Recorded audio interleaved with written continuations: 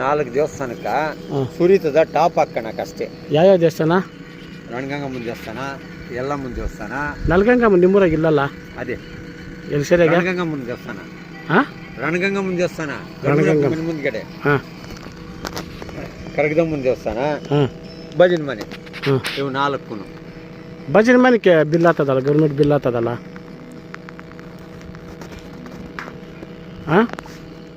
ಸರ್ಕಾರದಿಂದ ಯಾವುದೇ ಅನುಮತಿ ಪಡೆಯದೆ ಹಾಡು ಹಗಲೇ ರಾಜಾರೋಷವಾಗಿ ಕೆರೆಗಳಲ್ಲಿ ಮಣ್ಣು ಲೂಟಿ.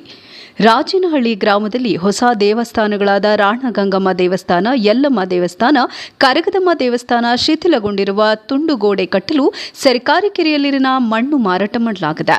ಗ್ರಾಮ ಪಂಚಾಯಿತಿ ಅಧಿಕಾರಿಗಳು, ಮಾಸ್ತಿ ಕಂದಾಯ ಇಲಾಖಾಧಿಕಾರಿಗಳು, ಮಾಸ್ತಿ ಪೊಲೀಸ್ ಇಲಾಖೆ ಹಾಗೂ ಗಣಿ ಮತ್ತು ಭೂವಿಜ್ಞಾನ ಇಲಾಖೆ ಅಧಿಕಾರಿಗಳು ಕಣ್ಣು ಇದ್ದು ಜಾಣ ಕುರುಡರಂತೆ ಮೌನ ವಹಿಸಿದ್ದಾರೆ.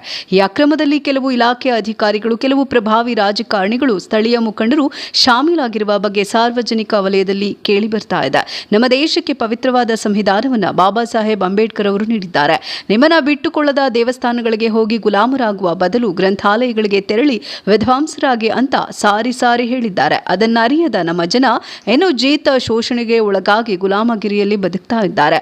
ಪ್ರಸಾದ್ ಅವರ ಜೆಸಿಬಿ ಯಂತ್ರ ಹಾಗೂ ಸುಮಾರು ಟಿಪ್ಪರ್ ಲಾರಿಗಳಿಂದ ಇಟ್ಟಿಗೆ ಫ್ಯಾಕ್ಟರಿಗೆ ಮಣ್ಣು ಸಾಗಾಟ ಮಾಡಿ ಲಕ್ಷಾಂತರ ರು ಹಣ ಪಡೆದು ದೇವಸ್ಥಾನಗಳ ಹೆಸರಲ್ಲಿ ಖನಿಜ ಸಂಪತ್ತನ್ನು ಹಾಳು ಮಾಡಿ ದಂಧೆ ನಡೆಸ್ತಾ ಇದ್ದಾರೆ. ಟಿಪ್ಪರ್ ಲಾರಿಗಳಲ್ಲಿ 25ರಿಂದ 30 ಟನ್ ಮಣ್ಣು ತೂಕ ಹೊತ್ತು ರಸ್ತೆಗಳೆಲ್ಲ ಕಿತ್ತು ಹೋಗ್ತಾ ಇದೆ. ಸಾರ್ವಜನಿಕರಿಗೆ ತೊಂದರೆಯಾಗ್ತಾ ಇದ್ದು ಹಾಗೂ ಸರ್ಕಾರದ ಬೊಕ್ಕಸಕ್ಕೆ ನಷ್ಟ ಉಂಟಾಗ್ತಾ ಇದೆ.